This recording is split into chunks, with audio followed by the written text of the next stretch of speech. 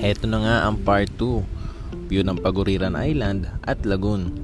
Maganda siya, malinaw ang tubig, at mas maalat pa sa mga desisyon mo sa buhay.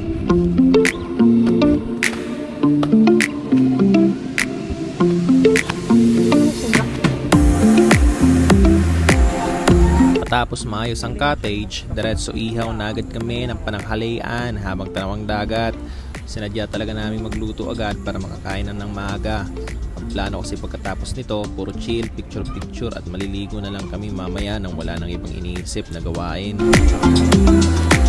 Yan ang montage niya. Hindi ka manapit sa camera mo.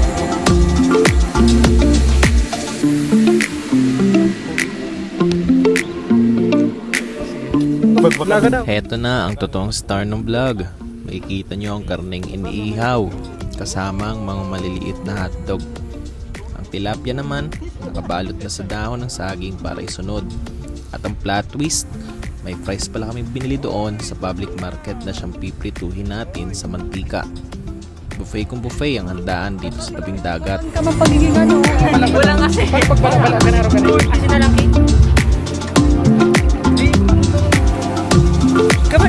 Heto na ang budol fight sa daon ng saging.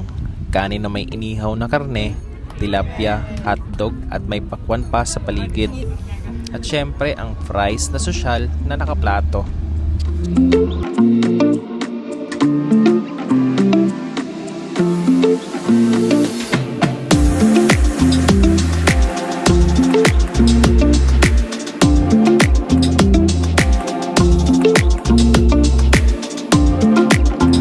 Ito ang aftermath.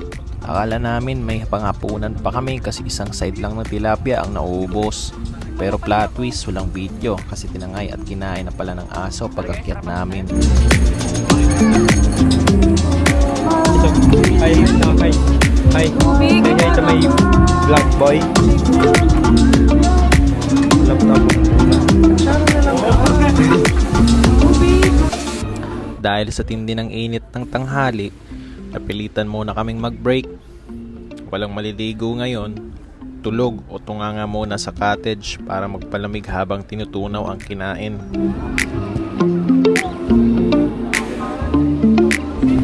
Pagkatapos ang mabilisang pag-idlip para lipasin ang init, heto na, lalakad na kami papunta sa may mga mangrove. Medyo may kalayuan din ang lakaran pero okay lang dahil mas presko na ang hangin dito. Tamang tambay at muni-muni muna kami rito habang nagpapalipas ng oras bago ang huling bagsak namin sa lagoon mamaya.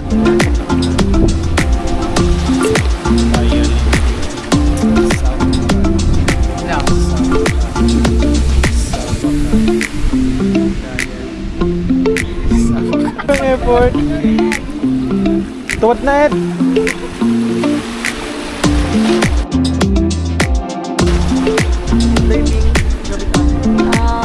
Kumusta po yung experience nyo sa Paguriran? Okay lang po, naghanap ng space. Okay guys, dito yung part 1 ng dagat. Dito yung part 2.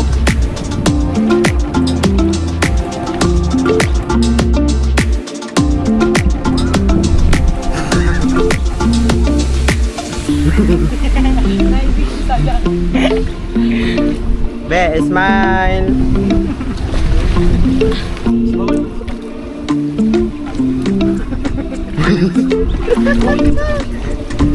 Kurang na. Ya, adalah sa kalauna na. Interview. Jess, kamusta ang pagbaya mo kay Jasmine Salbay? Ako pa na.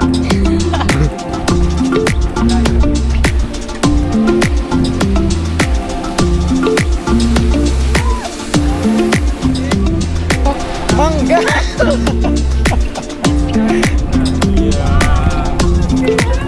Matapos ang tambay sa punong kahoy sa dagat, bumalik muna kami rito sa cottage para kunin ang mga importanteng gamit.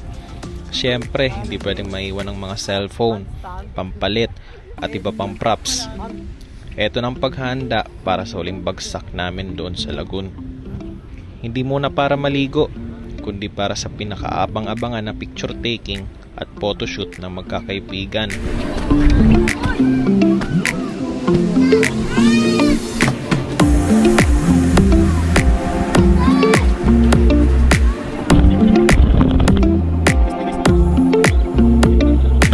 Heto na, tinatawid na namin ang daan papuntang lagoon para sa photoshoot.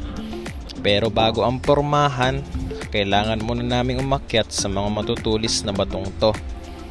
Buwis buhay para lang sa profile picture o pang post sa Instagram. Isang maling tapak mo lang dito, sugat at tetano agad ang abot mo.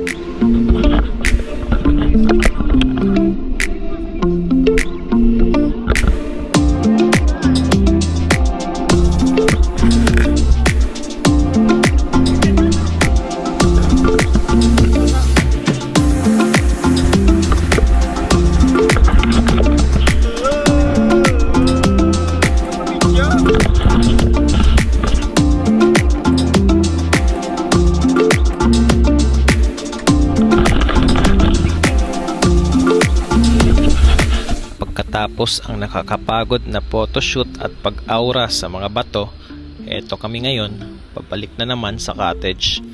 Kailangan na namin kasing ibalik tong mga dinalang gamit at cellphone para sa wakas makaligo na kami doon sa lagoon. Pabalik-balik lang ang biyahe ng paa namin ngayong araw. Kung alam ko lang na ganito karaming lakad ang magaganap, sana natulog na lang ako buong magdamag.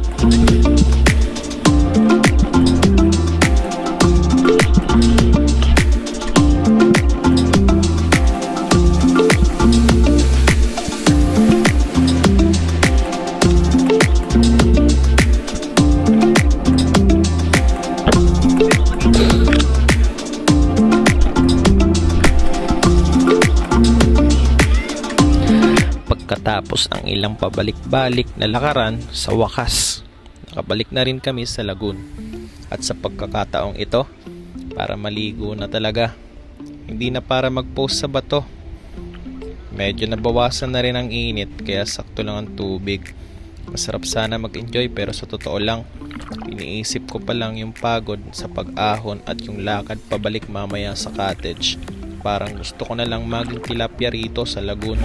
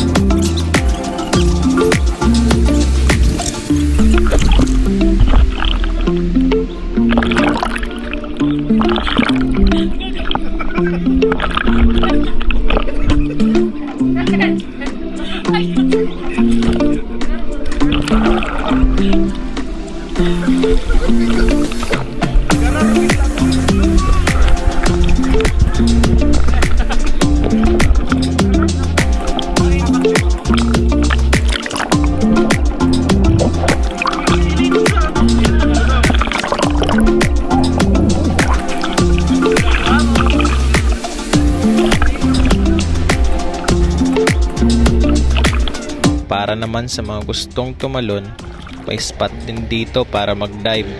Pero syempre, isa lang sa amin ang may lakas ng loob na gumawa niyan.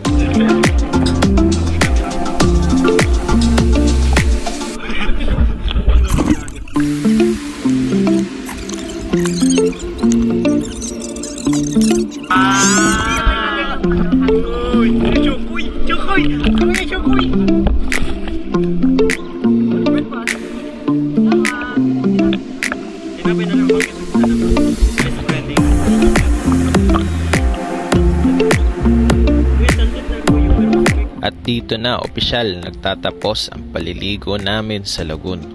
Mula sa pagbiyahe, sa nasunog na muka sa tindi ng init, sa budol fight na tinapos ng aso, hanggang sa buwis buhay na photoshoot sa mga matutulis na bato.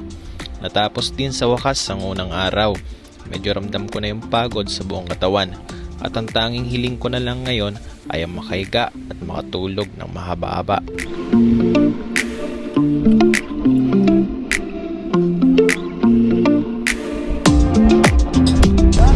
Kung nakarating ka sa dulo ng video na to at kahit papaano ay naaliw ka sa mga reklamo ko, paki-like at share na lang. At syempre, huwag mo rin kalimutang i-follow ang page ko para updated ka kapag nilabas ko na ang kasunod nitong trip. Kita-kits na lang ulit sa susunod na part. Bye!